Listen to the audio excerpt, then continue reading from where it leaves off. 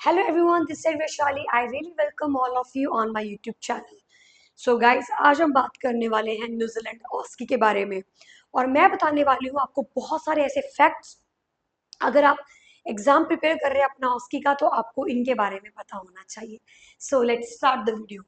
So guys, first of all मैं आपको ये बताना चाहती हूँ, ये एक एग्जाम है जो कि सीबीटी के बाद दिया जाता है। अगर आप आरएन बनना चाहते हैं न्यूजीलैंड के अंदर तो आपको ऑस्की जो एग्जाम है वो देना ही पड़ता है। So if you really want to become a registered nurse in New Zealand, you have to pass two exams. Okay, the first one nursing based exam, and the first one is CBT, and the second exam is OSCE. Guys, इन दोनों exams की preparation हम लोग करवाते हैं यहाँ India के अंदर। आपको बाहर जाने की जरूरत नहीं है, ना ही आपको इतना पैसा इन्वेस्ट करने की जरूरत है। सीबीटी जो पर्टिकुलरली आपकी कंप्यूटर बेस्ड टेस्ट होता है, इसके लिए हम लोग आप लोगों को ट्रेन करते हैं। हम अपनी एप्लीकेशन प्रोवाइड करते हैं जहाँ पे आप डाटा रिवाइज करते हैं, एंड देन आफ्टर हम लोग आपको लाइव क्लासेस देते हैं फार्माकोलॉजी की, ताकि आप लोग अपने जो फार्मा वाले एमसीक्यूज है उन्हें भी सही तरीके से सॉल्व कर सके। दो पार्ट्स में ये पेपर होता है, पार्ट ए पार्ट बी में, और दोनों पार्ट्स को अगर आपने पास कर लिया then you will be done with your CBT part. In case कोई एक पार्ट आपका रह जाता है तो आप दोबारा अगली बार जब वो परफॉर्म करेंगे तो आपको वही पार्ट देना है, सारा टेस्ट एक साथ नहीं देना होता है। अब बात करते हैं गाइस ऑस्की। ऑस्की एग्जाम आपका एक इट्स अ स्ट्रक्चरल एग्जाम जो कि स्टिमुलेशन लैब के अंदर लिया जाता है। ये एक प्रैक्टिकल 100% प्रैक्टिकल बेस्ड एग्जाम होता है। इस एग्जाम के अंदर आपको 10 स्टेशंस आते हैं। एक स्टेशन का मतलब होता है एक रूम, जिस रूम के अंदर सिनेरियो सिचुएशंस दिए जाते हैं और आपको वो एकम्प्लिश करने होते हैं, जो भी डिमांड्स उस एग्जामिनर की उस कमरे के अंदर होती है वो। सो गाइज, ऑस्की में टोटल हमारे पास 10 स्टेशंस हैं, and these 10 stations are particularly divided into two parts, 2 minutes and 8 minutes. सो अगर आपका एक सर्कल है और अगर आपने ए से स्टार्ट किया है, so this is your first station. A में आपको मिलेंगे 2 मिनट सिनेरियो को रीड करने के लिए, यानी उस रूम से बाहर आपको एक सिनेरियो दिया जाएगा, उस सिनेरियो को रीड करेंगे आप, 2 मिनट मिलेंगे आपको, पूरा आप अंडरस्टैंड करोगे, समझोगे क्या है क्या नहीं है। देन आफ्टर आप कमरे में एंटर करोगे, देन आफ्टर आप कमरे के अंदर एंटर करोगे और ये जो स्टेशन है इसे परफॉर्म करोगे, और इसको परफॉर्म करने के लिए आपके पास मिलेंगे आपको 8 मिनट। 8 मिनट के अंदर आपको ये स्टेशन क्या करना है, कंप्लीट करना है। सिमिलरली ऐसे आपको टोटल 10 स्टेशन मिलेंगे और उन 10 के 10 स्टेशन को आपको फुलफिल करना है, जो भी उन स्टेशन के क्वेश्चन पेपर सिनेरियोज के अंदर जो लिखा है वो आपको अंदर परफॉर्म करना है।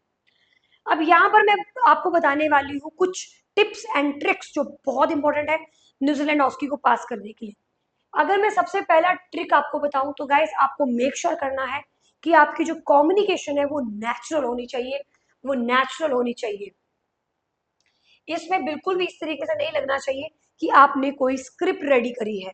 बहुत सारे ऐसे कोचिंग सेंटर्स हैं जिन्हें क्वेश्चन पेपर पहले से पता है, और वो लोग आपको उस तरीके से ट्रेन करते हैं कि ऐसा होगा अंदर, ऐसा होगा अंदर, और लेकिन जब क्वेश्चन पेपर चेंज हो जाता है या कुछ भी चेंजेस वो कर देंगे तो आपको ये लगेगा, अरे उन्होंने तो बोला था कि कमरे में ऐसा होगा, स्टिमुलेशन लैब में ऐसा होगा, ऐसा तो है ही नहीं यहाँ पे, अब मैं क्या करूं। इसीलिए गाइस, मेक श्योर कीजिए आप अपनी जो स्पीच है वो इतनी नेचुरल रखो ताकि जैसी सिचुएशन हो आप उस तरीके से बात करें। सो बी नेचुरल, बी नेचुरल। आपको किसी प्रकार की कोई भी स्क्रिप्ट याद नहीं करनी है, आपको सिर्फ समझनी है स्क्रिप्ट, अंडरस्टैंड करनी है, बट जो कम्युनिकेशन है वो आपको नेचुरल ही रखना है, वरना examiner will very very I'm sure she will able to judge you that you have studied this and you are completely speaking the script which is not a good idea. So just be natural. Number 2 जो tip मैं आपको देना चाहती हूँ वो ये है कि प्लीज आप बहुत ज्यादा यूट्यूब पे रिसर्च मत कीजिए, बहुत ही ज्यादा डाटा यहाँ वहां से मत पढ़िए। एक टीचर को फॉलो कीजिए और जो टीचर वो आपको समझाना चाह रहा है उसी को ही फॉलो कीजिए। अलग अलग कोचिंग सेंटर्स में जाना, अलग अलग तरीके से पढ़ना, इससे कोई फायदा नहीं है। अगर आप फेल हो रहे हो, आप 100 बार पढ़ लो, आप फिर भी फेल ही होंगे। क्यों? क्योंकि आपकी अप्रोच गलत है, आप गलत तरीके से पढ़ रहे हो और गलत तरीके से वहां जाके परफॉर्म कर रहे हो। इसीलिए आपकी एक ही अप्रोच होनी चाहिए, दैट इज सेफ नर्सिंग। जो अप्रोच आपको फॉलो करनी है दैट इज सेफ नर्सिंग, यानी whatever you are doing in that stimulation level, in the stimulation lab, you should be safe for the patient. वो जो आप उस रूम में जब एंटर किए हैं, उस रूम में किए जाने वाला हर एक step, each and every step that you are performing in front of the examiner, it should be very safe, otherwise you might lose your exam, so just be aware of it। Number third tip जो मैं आपको देना चाहती हूँ, that fake accent use नहीं करना है। So guys यहाँ पे फेक एक्सेंट का मतलब ये भी है कि आप बहुत ही देसी इंग्लिश में बात ना करें, दिस दैट ना करें, वो भी एक बहुत ही प्रॉब्लमेटिक है। आपको जो कम्युनिकेशन स्किल्स रखने हैं वो बहुत ही नेचुरल रखने हैं। आपको hi my name is Vaishali ऐसा भी नहीं बोलना है, hi my name is Vaishali ऐसा भी नहीं बोलना है, it should be very natural. तो आपकी जो स्पीच है उसमें फेकनेस नहीं रखना है, फेक एक्सेंट जो है वो आपने यूज नहीं करना है। Fake accent is very very dangerous.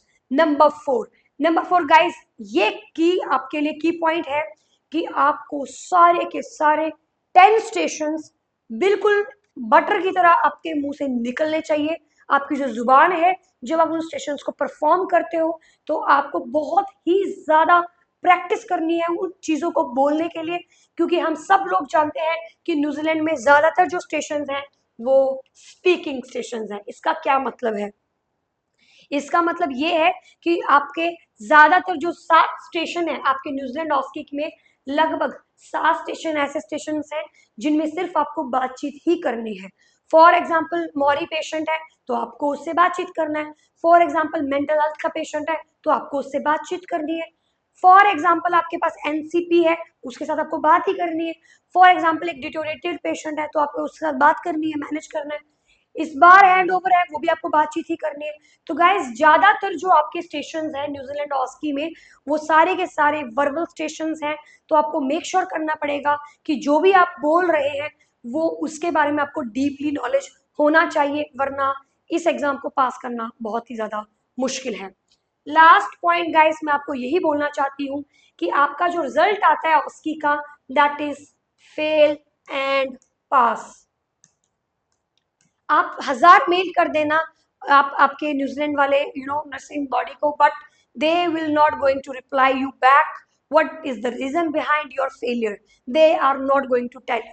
इसीलिए आप मेक श्योर करें कि आप पास या फेल, इनमें से अगर आप पास होना चाहते हैं तो आपको ये बात समझनी पड़ेगी कि मुझे इस पेपर को इस तरीके से तैयार करना है कि मेरा फर्स्ट अटेम्प्ट में ये पेपर निकल जाए, क्योंकि आपको बिल्कुल अंदाजा नहीं है कि अगर आप फेल हो जाओगे तो आपको ये पता भी नहीं लगेगा कि आप फेल हुए तो हुए क्यों।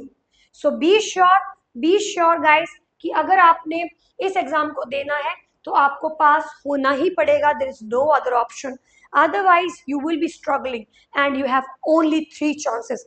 आपके पास सिर्फ 3 चांस है इस पेपर को पास करने के लिए। इसीलिए मेक श्योर करें आप लोग कि इस एग्जाम को बहुत सीरियसली पढ़ें, और ये बहुत कॉस्टली भी है। इसीलिए अगर आप हमारी हेल्प चाहते हैं, अगर आप चाहते हैं कि हम आपकी मदद करें इस एग्जाम को पास करने के लिए, then you can call us on 9717686983। आप हमें कॉल कर सकते हैं 9717686983। You can call us. We are definitely going to help you with your New Zealand OSCE to make you pass. So don't worry about that कि आप पास क्यों नहीं हो पा रहे हो, क्या दिक्कत है। 100% दिक्कत हो सकती है आपकी कम्युनिकेशंस में, आपकी फ्लुएंसी में, आपकी नेचुरल स्पीकिंग में, आपके स्टेशंस में क्लैरिटी नहीं है, वहाँ परफॉर्म क्या करना है, वो वे ऑफ टॉकिंग आपका बहुत ही रूड है या फिर वो सही नहीं है।